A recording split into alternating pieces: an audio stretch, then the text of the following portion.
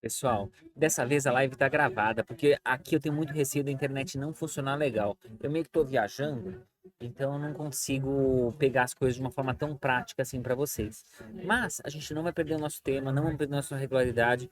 Então, 9 da noite da terça-feira, a gente tem essa live aqui para vocês. E aqui o que a gente tá fazendo, ó? O que que a gente vai fazer? A gente vai falar um pouquinho sobre câmera hiperbárica, sobre a teoria da medicina hiperbárica. O que que uma câmera hiperbárica faz no seu paciente? É a origem da câmara hiperbárica, ela que meio que começou junto com a origem do mergulho, por isso que eu peguei esse tema daqui. Nós estou fazendo uma trip de mergulho, é importante isso. O que acontece? Como é que começou a história do mergulho? No século XVIII, tinha algumas coisas bem rudimentares. O pessoal usava aqueles negócios, aquela imagem de desenho animado do cara ficando escafandro, andando debaixo d'água, né? Só que era uma coisa bem rudimentar, bem difícil, um pouco prático. Na década de 40, que a coisa começou a mudar tudo. Jacques Cousteau e Émile Gagnan, eles inventaram um negócio chamado aqualung, que era um negócio que você colocava uma bolsa de ar nas costas e junto com essa bolsa de ar vinha um cilindro de ar. E esse cilindro de ar fazia com que uma parte desse ar ia para o paciente, ia para a pessoa, e você podia colocar um pouquinho dentro da bexiga. Sendo que você conseguia fazer o seguinte: você conseguia se manter neutro na água e conseguir circular sem estar preso com uma mangueira, sem estar preso em nada lá para cima. E daí o que acontece? Desse jeito você começou a conseguir mergulhar e conseguir conhecer as coisas de debaixo d'água, né? E daí, o Jacques Cousteau, quando inventou isso, ele começou a rodar algumas coisas debaixo d'água. E teve um barco que ele achou em 56, que era um barco chamado SS Twistelgor. Que esse barco, quando ele encontrou, ele fez um documentário chamado O Mundo do Silêncio. E esse documentário, o que teve de renda desse documentário, financiou o que a gente conhece hoje de medicina hiperbárica, conhece desses estudos atuais. E a partir daí que começou tudo. Tudo que a gente conhece de medicina hiperbárica hoje, a gente tem de benefício para o nosso paciente hoje, é por causa desses estudos voltados de mergulho. Então, pessoal, para poder entender como funciona o mergulho, a gente precisa levar em consideração algumas leis da física, para poder entender qual que é a ideia. A ideia é botar o teu paciente para entrar debaixo d'água, de uma forma controlada, não ser mais debaixo d'água, mas comprimir ele para aumentar a pressão e respirar uma quantidade maior de oxigênio. Então, tem algumas coisinhas que a gente tem que levar em consideração, tanto para entender como funciona e para sabendo como funciona, saber quais os benefícios e quando não utilizar, tá?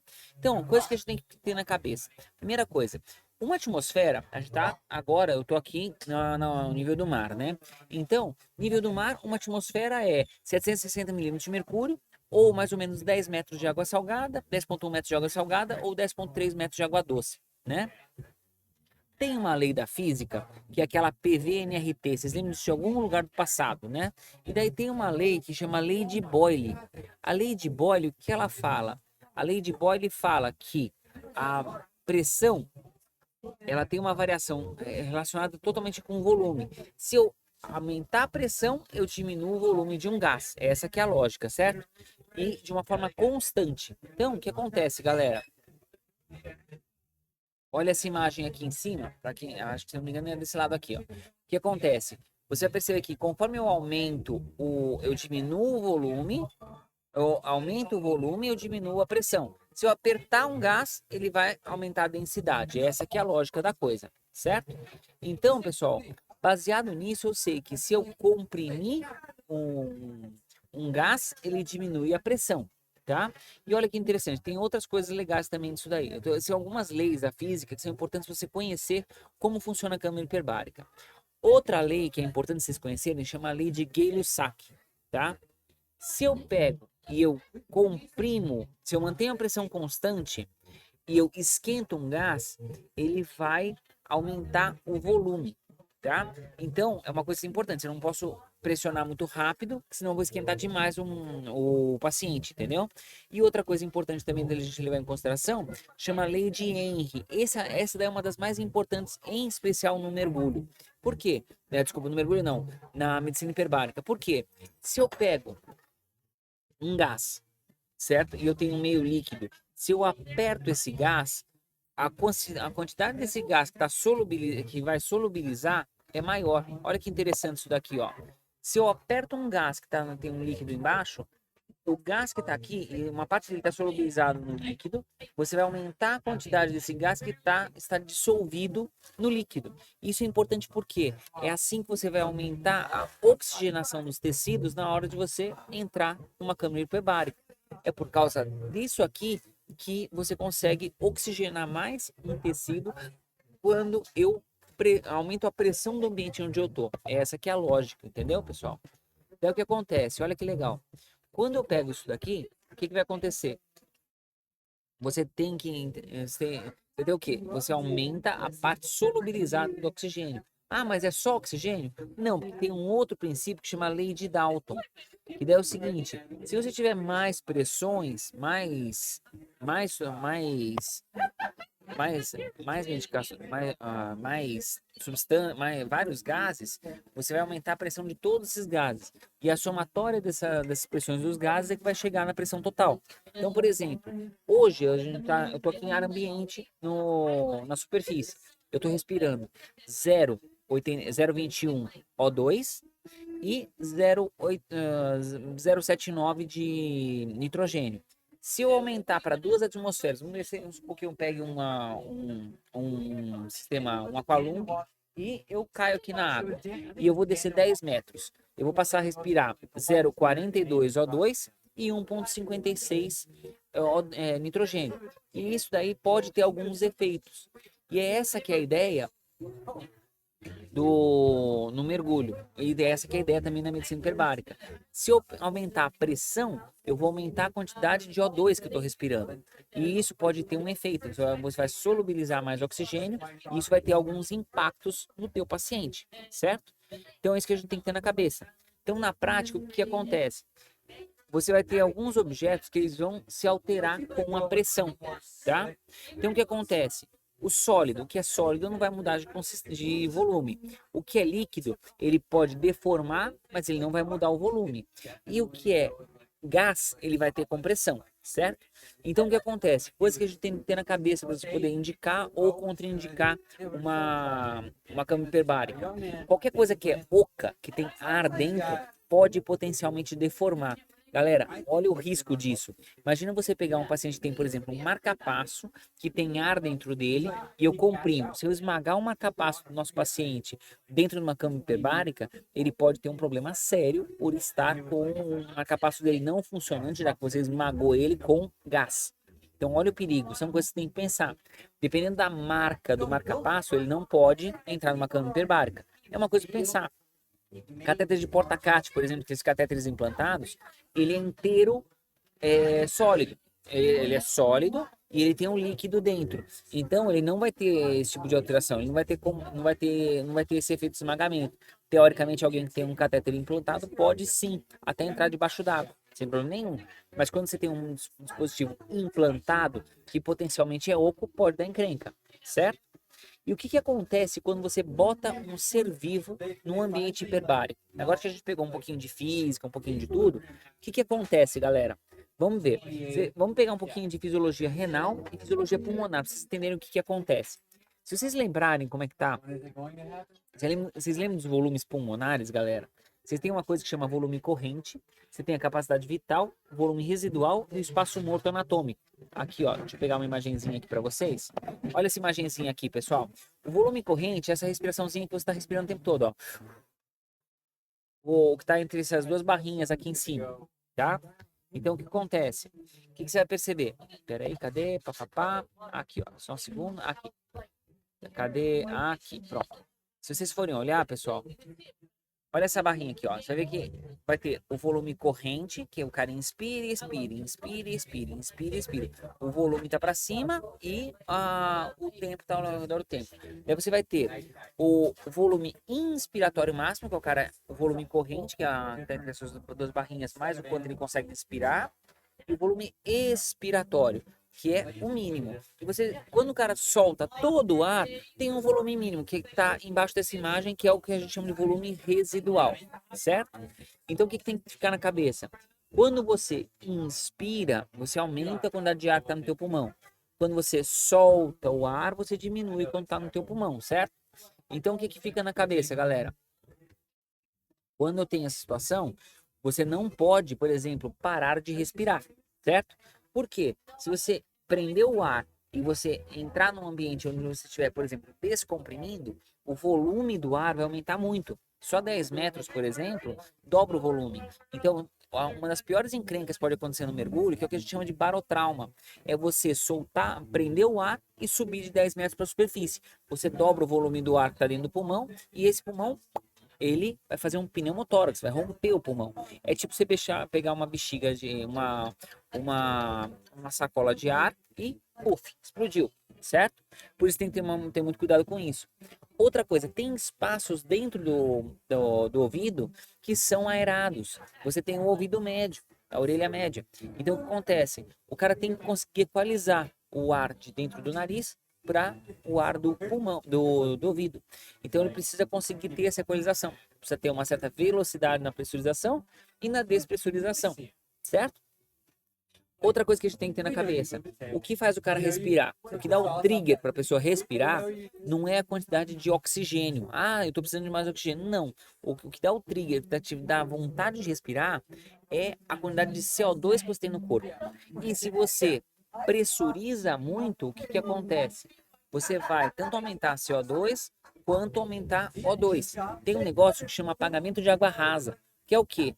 Quando você vai fazer um mergulho em freedive, ou vou fazer mergulho só no peito, o que acontece? Você vai inspirar e expirar várias vezes, baixa bem a sua PCO2, certo? E daí você vai mergulhar. Vamos supor que você descer 10 metros, certo? Se você descer 10 metros, você está respirando hoje aqui na superfície 0,21 O2. Lá a 10 metros vai estar 0,42. Vamos supor que você começa você se mantém consciente se você tiver até sei lá, 10, eu tô chutando valores para ficar fácil o raciocínio, tá? Até, sei lá, 10% de PO2, você consegue estar consciente. O que te mantém consciente é o quanto você tem de oxigênio. Mas o que te dá o trigger para respirar é a sua PCO2. Se você, a 10 metros de profundidade, chegar em, por exemplo, 12 milímetros de mercúrio, de 12 de pressão, de 12 de PO2, na hora que você subir na superfície vai chegar a 6. Você vai perder a consciência enquanto você sobe. Se você hiperventilou tanto a ponto de não subir a tua PCO2 para você ter vontade de respirar, o que acontece? Você está subindo, nadando e você não vai ter a vontade de respirar, mas vai ter que perder a consciência. Por isso que pode acontecer esses riscos, tá? Então, mergulho com no peito, o free dive, tem esses riscos, por isso que é sempre em dupla e você mergulha junto com uma pessoa que tem certificação para fazer o resgate na profundidade que você vai. E é assim que faz parte da certificação desse tipo de coisa, tá? Que mais? Isso é uma coisa importante a gente ter em mente na hora do mergulho.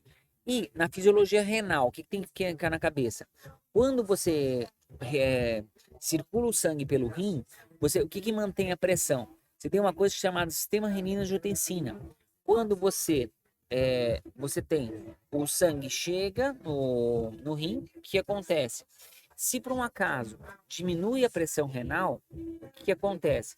Você diminui a pressão do sangue, certo? É um sistema de regulação da pressão arterial pelo volume de água, de líquido que passa no rim. Se por alguma razão caiu a pressão, o corpo vai ter uma substância, o rim vai perceber essa queda de pressão e vai produzir um hormônio chamado renina. Isso vai ativar uma substância chamada angiotensina 1, que vai ativar a enzima conversora da angiotensina no pulmão, que vai produzir a angiotensina 2, que vai produzir um negócio chamado aldosterona, que vai aumentar a retenção de sódio e de água no rim. E desse jeito você vai estimular o rim a segurar mais líquido, aumentar o volume de líquido e vai aumentar a diurese. E também vai estimular também a produção de ADH, que é o hormônio antidiurético, para diminuir, que vai aumentar a reabsorção de água. E isso daí vai levar à vasoconstrição, que leva a uma resistência vascular periférica. Então o que acontece? O que acontece se você aumentar a pressão do teu paciente? Vamos lá, a gente pegou a parte de fisiologia renal e a parte de pressão. Então vamos lá. Se eu colocar o teu paciente, se a gente colocar um paciente num ambiente que tem uma pressão mais alta, o que vai acontecer? No pulmão, você vai diminuir a capacidade pulmonar, você vai comprimir o pulmão dele. Você vai diminuir a capacidade residual funcional. Você vai diminuir a reserva respiratória, mas você vai aumentar o tempo ventilatório e você vai diminuir a capacidade vital. Você vai ter algumas variações no teu volume pressório. Só que você vai tirar o líquido do extravascular e jogar no intravascular. Você vai aumentar o retorno venoso de uma forma muito importante. O edema desaparece. É por isso que o paciente pode, às vezes, tirar o edema depois que começar a fazer câmara hiperbárica. Quando você tira o edema, por exemplo, de uma ferida, você vai fazer com que essa granulação vá mais rápido, tá? E você vai diminuir esse retorno venoso por quê? Porque vai aumentar o volume sistólico, vai ter uma compressão direta dos tecidos jogando do extravascular para o intravascular, você vai diminuir o débito cardíaco e por isso vai ter uma diurese reflexa. Por isso que quando você sai de um mergulho, você sai de uma piscina, você sai com uma vontade louca de ir no banheiro para urinar. Por quê? Porque você tirou o líquido do extravascular e jogou no intravascular, tá? E isso daí vai tirar o espaço intercelular e ajuda a cicatrizar mais rápido. O que mais? Quando você, pensando na lei de Henry, você vai aumentar a concentração de O2 nos tecidos. Então, o que vai acontecer? Isso daí vai fazer com que você consiga oxigenar mais o tecido. Essa oxigenação maior do tecido vai viabilizar uma cicatrização mais rápida. E olha que interessante, você vai oxigenar tecido onde chega o sangue, certo? Se você tem algum tecido que está mais isquêmico por alguma razão, ele vai chegar menos O2, certo? Então ele vai continuar com mais CO2 do que os outros tecidos. Então você vai ter uma vasoconstrição nos tecidos mais irrigados e os tecidos menos irrigados vão continuar mais vasodilatados. Isso que a gente chama de efeito Robin Hood. Você vai dilatar mais quem está isquêmico e você não vai dilatar tanto o que não está isquêmico. Olha que interessante. Além disso, você vai ter uma maior ativação da superoxidase mutase. Isso daí você vai aumentar a quantidade de radical livre dentro do leucócito. Você vai ter um aumento da ação anti-inflamatória, um aumento da ação inflamatória dos leucócitos. Os leucócitos vão estar mais potentes para poder reagir melhor para infecções. Olha que interessante. Desse jeito você vai conseguir aumentar a ativação leucocitária, você vai conseguir resolver melhor quadros infecciosos, você tem até aumento de efeito de alguns antibióticos desse jeito. E além disso, como você vai aumentar a concentração do O2, você vai diminuir o efeito que tem, por exemplo, o monóxido de carbono. A câmara hiperbárica é uma das principais indicações. Uma das principais indicações da câmara hiperbárica é a intoxicação por monóxido de carbono e por cianeto. Você age exatamente no mecanismo de ação da encrenca, entendeu? E você vai ter o quê? Você vai ter também, por esse efeito de formação de radical livre, você vai ter o efeito bacteriostático até bactericida. Você vai diminuir a produção de toxinas, vai aumentar o efeito de alguns antibióticos, você vai aumentar a lise oxidativa. Por exemplo, os aminoglicosídeos, eles dependem de oxigênio para entrar na célula. Então, você vai aumentar a ação de aminoglicosídeos, por exemplo, tá? Então, qual que é a ideia da câmara hiperbárica? Você vai usar a pressão no teu paciente e a concentração de O2. Manipulando isso, você vai conseguir aumentar o efeito antibiótico, aumentar a velocidade de cicatrização de feridas e você vai ter alguns efeitos no teu paciente. Você pode usar isso como? Você coloca o teu paciente no que a gente chama de câmara ou monocâmera, que é que nem essa daqui. Cadê? Papapá. Essa daqui, ó. Essa aqui é uma câmera monoplace. Você coloca o teu paciente dentro desse cilindro e dentro desse cilindro você vai aumentar a pressão. Deixa o cara assistindo a TVzinha ali que está escrito Perry no canto. Você vai aumentar a pressão e deixa o cara em sessões de algumas horas, dependendo do protocolo que você for usar. Mas, então, o teu paciente ele tem pânico de peso, de ambiente fechado, coisa assim. O que você pode fazer? Existe o que a gente chama de câmara multiplace. Você pode usar um negócio assim, ó. Olha que interessante. É um dispositivo maior, você pode deixar ele junto com outras pessoas. Problema, o cara tem que estar no mesmo padrão de tratamento das outras pessoas. Por exemplo, tratar um mergulhador com acidente de mergulho é completamente diferente de fazer um tratamento de uma ferida. O tratamento de ferida é um pouco mais tranquilo. Acidente de mergulho geralmente tem que deixar uma pressurização muito maior, né? Então é baseado nisso que a gente pensa, certo? Então, o que mais que você tem que ter em mente, galera? Você vai ter esses efeitos agindo no teu paciente, tá? Então o que acontece? Essa hiperoxigenação vai fazer com que a ferida cicatrize muito mais rápido, tá? É uma coisa para a gente pensar. Na prática, o tratamento hiperbárico, a oxigenoterapia hiperbárica, a câmara hiperbárica, ela faz o quê? Ela aumenta a perfusão do tecido de granulação, ela aumenta a cicatrizar, ela faz cicatrizar mais rápido e você faz vários efeitos antibióticos, tá? Só que lembra, galera, é um tratamento adjuvante, você não vai deixar de entrar com antibiótico, você não vai deixar de desbridar, você não vai deixar de fazer outras coisas. Sozinho, galera, isso não resolve. Muitas vezes a gente pensa, tem muita gente que pensa que a câmara hiperbárica é a salvação do mundo. Não é, galera. Se passar 20, 30 sessões de câmara hiperbárica e o cara não resolveu, tem encrenca lá, tem que ter isso na cabeça, tá? Quais são as indicações atualmente aceitas de terapia hiperbárica? Aeroembolia, tá? Quando você tem embolia aérea, é uma das principais coisas. O que mais? Intoxicação por monóxido de carbono. Quando você tem doença descompressiva, que é quando o cara sai do mergulho, ele sobe muito rápido, você tem o nitrogênio que tá solto no sangue, ele borbulha e começa a fazer embolia da microcirculação. Gangrena gasosa é uma ótima indicação. Síndrome de esmagamento, ficções necrotizantes, anemia aguda, você começa a levar o O2 direto, solubilizado. Queimado, grande queimado é uma ótima indicação também. Quando você tem algum retalho, algum enxerto que esteja com risco, tá? Você consegue oxigenar melhor esse tecido, aumenta a chance de pega desses tecidos. Alguns transtornos de cicatrização também. Quando você tem radionecrose, osteomielite refratária, tá? No pé diabético é uma ótima indicação, a partir do Wagner 3, tá? Quando que eu não posso indicar, tá? Você tem, por exemplo, no pé diabético, tem estudo mostrando que diminui taxa de amputação e reduz o tempo de internação do paciente. E outra coisa também, quando que eu não posso fazer? Eu não posso fazer quando eu tenho um pneumotórax, porque se está furado lá, você vai aumentar a pressão, certo? Você vai potencialmente aumentar muito esse pneumotórax. Quando esse cara tem alguma coisa que impede ele de equalizar a orelha, tá? Quando ele tem, por exemplo, quando ele não tem alguma coisa que tira a comunicação entre o ouvido médio e o nariz, tá? Então, assim, são algumas coisas que a gente tem que levar em consideração, tá? O que seriam contraindicações relativas? Gripe. Se o cara tá gripado, ele não vai conseguir equalizar. Se esse cara for retentor de O2, tá? Se ele estiver muito descompensado clinicamente, vou ter que deixar o cara no ambiente que eu não posso descomprimir ele tão rápido, tá? Se esse cara tem antecedente de pneumotórax espontâneo, ele pode potencialmente ter outro problema de enfisema. Se esse cara já fez alguma cirurgia torácica, potencialmente eu não posso comprimir, tá? Que mais? Se eu tiver uma situação em que esse paciente tiver alguma coisa que impede uma neoplasia ativa, porque eu posso potencialmente aumentar a velocidade de crescimento neoplásico, tá? Gestante a gente não tem estudo, mas a gente nunca fala a favor de mexer nessas coisas de gestante, tá? Galera, sabendo como funciona o brinquedo, você vai saber tratar o teu paciente. E é essa que é a pegada do dia de hoje.